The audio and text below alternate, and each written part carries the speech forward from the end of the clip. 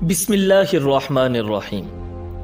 جزیرۃ العرب کے مشرق اور مغرب میں دو عالمی قوتیں ایران اور روم موجود تھیں، جنہوں نے تقریباً ساری دنیا کو اپنے قبضے میں لیا ہوا تھا۔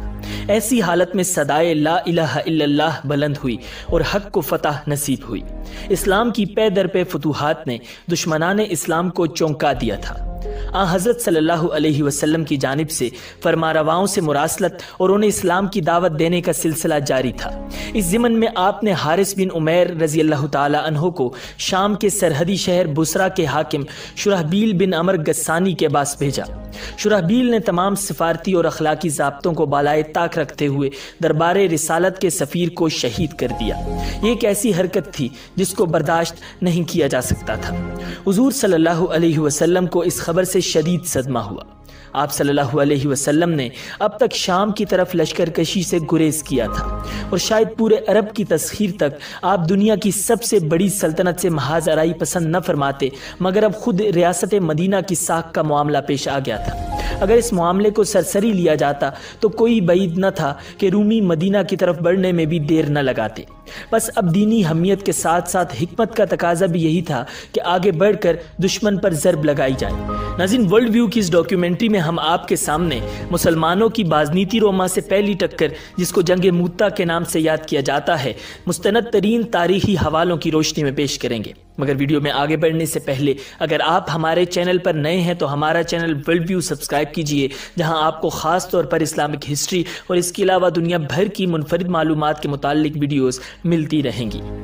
رسول اللہ صلی اللہ علیہ وسلم نے جمادی الاولیٰ سن 8 ہجری میں 3000 مہاجرین و انصار کا لشکر مرتب فرما کر اسے شام کی سرحدوں کی طرف روانہ کر دیا۔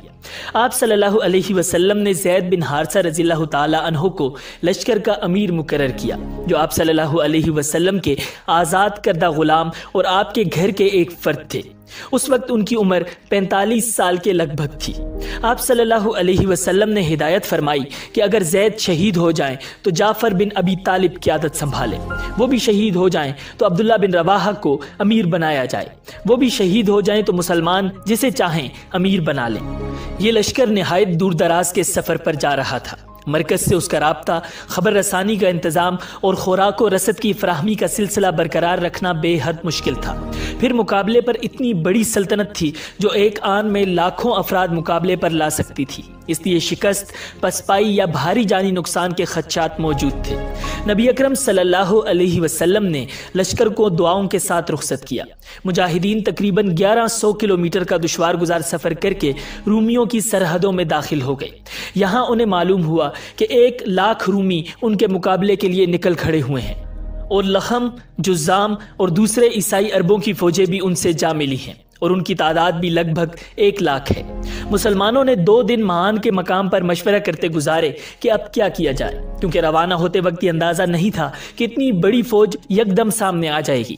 جہاں دیدہ صحابہ کرام نے رائے دی کہ یہیں ٹھہر کر حضور صلی اللہ علیہ وسلم کو خط روانہ کر کے دشمن کی تعداد بتائی جائے، جس کے بعد حضور صلی اللہ علیہ وسلم امدادی فوج بھیج دیں یا حکم دے تو ہم نتائج سے بے پرواہ ہو کر جنگ میں کود جائیں۔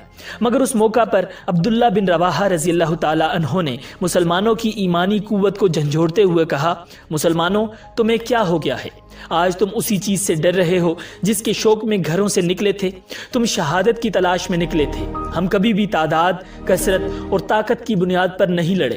ہم اس دین کے بل بوتے پر لڑتے آئے ہیں جس کی وجہ سے اللہ رب العزت نے ہمیں عزت بخشی۔ بس اب 2 ہی باتیں ہیں، اور دونوں ہی بہترین ہیں، یا تو فتح ملے گی یا شہادت۔ یہ سن کر سب کے حوصلے بلند ہو گئے۔ سب نے کہا، اللہ کی قسم، عبداللہ نے سچ کہا۔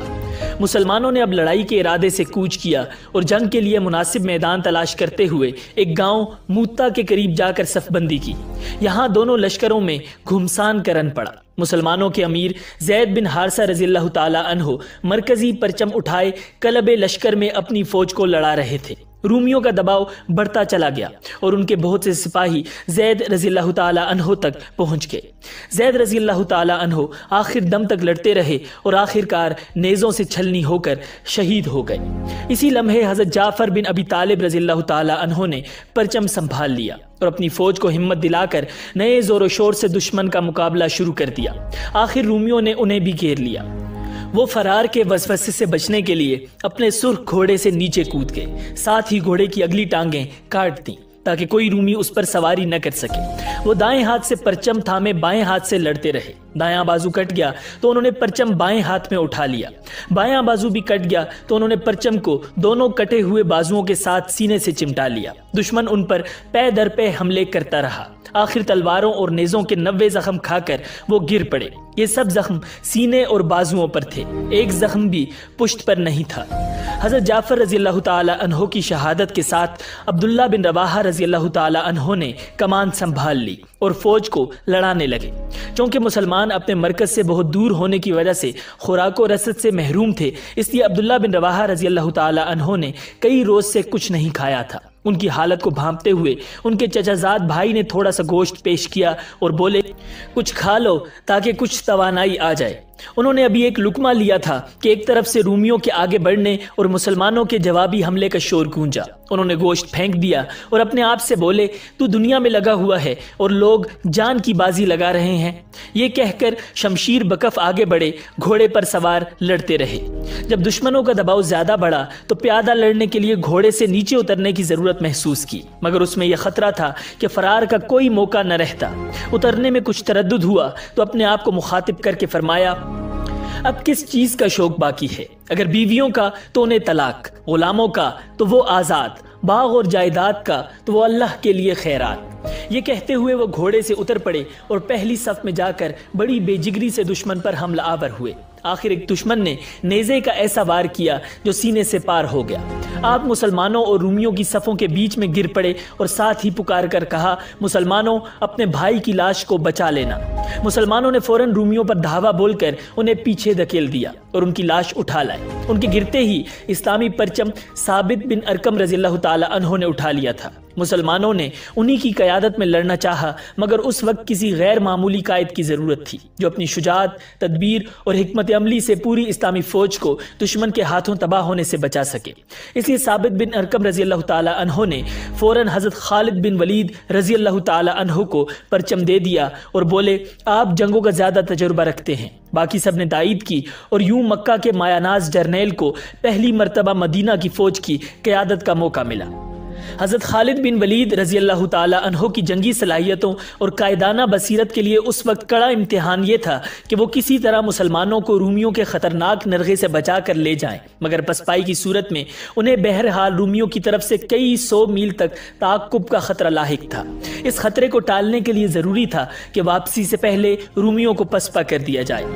قدرت الہیہ نے حضرت خالد رضی اللہ تعالی عنہ کو اس آزمائش سے سرخرو ہو کر نکلنے کی توفیق بخشی۔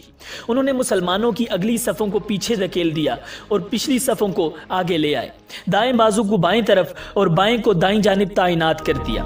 جگہ تبدیل کرنے سے ایک طرف تو دشوار مقامات پر تازہ دم سپاہیوں کو کھڑے ہونے کا موقع ملا، دوسرے اس نقل و حرکت سے رومیوں پر ایک نفسیاتی رعب طاری ہو گیا۔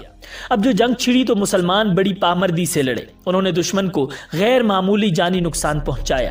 حضرت خالد بن ولید رضی اللہ تعالی عنہ نے بذات خود اس جوش و خروش سے تلوار چلائی کہ یکے بعد دیگرے ان کی 9 تلواریں ضربات کی شدت کے باعث ٹوٹ گئیں۔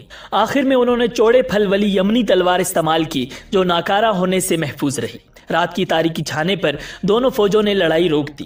حضرت خالد رضی اللہ تعالی عنہ نے اس دوران مسلمانوں کی کچھ ٹولیوں کو لشکر سے دور بھیج دیا جو صبح کے وقت بہت بلند آواز سے تکبیر کے نعرے لگاتی ہوئیں لشکر میں شامل ہوئیں۔ اس سے رومیوں کو یہ محسوس ہوا کہ مسلمانوں کو کمک مل رہی ہے، اس لیے انہوں نے جنگ جاری رکھنا نقصان دہ سمجھا اور پیچھے ہٹ گئے۔ حضرت خالد رضی اللہ تعالی عنہ کو اسی موقع کا انتظار تھا۔ انہوں نے فوراً مدینہ کی طرف کوچ کر دیا۔ رومی اس خدشے میں مبتلا رہے کہ یہ مسلمانوں کی جنگی چال ہے، وہ انہیں تعاقب پر اکسا کر صحرائے عرب کی بھول بھلائیوں میں پھانسنا چاہتے ہیں، اسی لیے انہوں نے پیچھا کرنے کی کوشش نہیں کی۔ اللہ رب العزت کی طرف سے حضور صلی اللہ علیہ وسلم کو اس لڑائی کی ساری اطلاعات دی جا رہی تھیں۔ حضور صلی اللہ علیہ وسلم نے پرنم آنکھوں سے صحابہ کرام کو حضرت زید، حضرت جعفر اور حضرت عبداللہ بن رواحہ رضی اللہ تعالی عنہم کی شہادت کی خبر دی اور پھر فرمایا، اب لشکر کا پرچم اللہ کی تلواروں میں سے ایک تلوار نے سنبھال لیا ہے جس کے ہاتھ پر اللہ نے فتح دی ہے۔ حضور صلی اللہ علیہ وسلم کی مراد خالد بن ولید رضی اللہ تعالی عنہ تھے، چنانچہ حضرت خالد رضی اللہ تعالی عنہ کو سیف اللہ یعنی اللہ کی تلوار کہا جانے لگا۔ اگرچہ اس لڑائی میں رومیوں کو فیصلہ کن شکست نہیں ہوئی تھی، بلکہ مسلمان ان کو پسپا کر کے مصلحتاً واپس چلے آئے تھے، مگر حضور صلی اللہ علیہ وسلم نے اسے فتح سے تعبیر کیا، کیونکہ 60-70 گنا بڑے لشکر کے مقابلے میں اتنی ثابت قدمی سے لڑنا اور آخر میں اسے پیچھے ہٹا کر تعاقب سے باز رہنے پر مجبور کر دینا کوئی معمولی کامیابی نہیں تھی۔ اگرچہ مسلمانوں کو جانی نقصان اٹھانا پڑا، مگر اس جنگ نے انہیں بڑی سے بڑی فوج سے ٹکرانے کا حوصلہ فراہم کرنے کے علاوہ رومیوں کی جنگی ترکیبات کو سمجھنے کا بہترین موقع دیا۔ یہی وجہ تھی کہ جب جنگ موتا لڑنے والے مجاہدین مدینہ منورہ میں داخل ہوئے اور کچھ مسلمانوں نے انہیں میدان سے بھاگ آنے والے کا طعنہ دیا تو حضور صلی اللہ علیہ وسلم نے اس کی تردید کی اور اپنے غازیوں کی حوصلہ افزائی کرتے ہوئے فرمایا، تم بھاگنے والے نہیں، انشاءاللہ تعالی پلٹ کر حملہ کرنے والے ہو۔ ناظرین، امید ہے کہ آپ کو یہ ویڈیو پسند آئی ہوگی۔ ملتے ہیں بہت جلد ایک نئی ویڈیو کے ساتھ۔ اللہ نگہبان۔